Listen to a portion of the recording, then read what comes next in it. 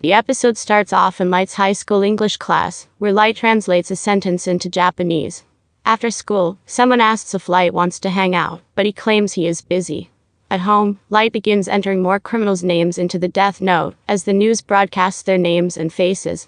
He tells Ryuk he has to work hard, because the time he gets to write in the notebook is limited due to his studies and concern for his health.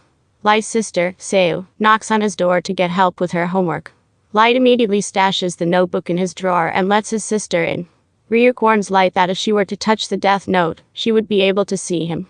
Light curses the fact that Ryuk waited until now to reveal such an important rule to him, but keeps a calm face as he helps his younger sister with her math homework. Meanwhile, the International Criminal Police Organization begins its meeting, addressing the 52 known cases of criminals dying of heart attacks. One member questions why this is even a problem, since all the people who died were sentenced either to life in prison or death row, but another member stresses that even though such is the case, some unknown entity is killing criminals through some form of mass murder.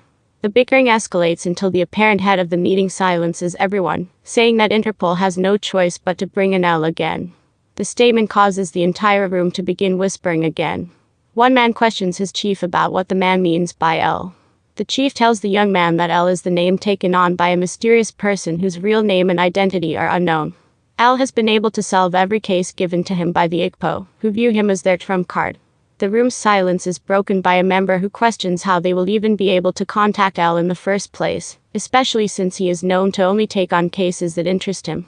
This question is immediately answered by a tall man in a trench coat, whose face is hidden by his hat.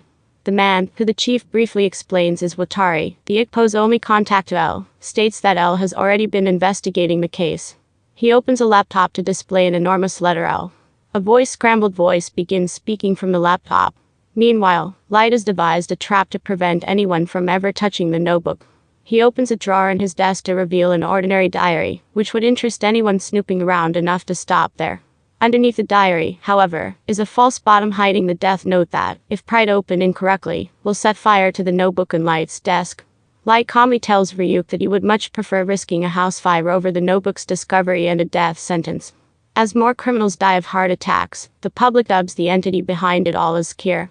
While news reports ignore the fact that Kira has emerged from the killings, the appearance of many fan websites is enough proof to know that most people, especially in online anonymity, are welcoming Kira with open arms. A special broadcast airing worldwide from the ICPO interrupts the television program.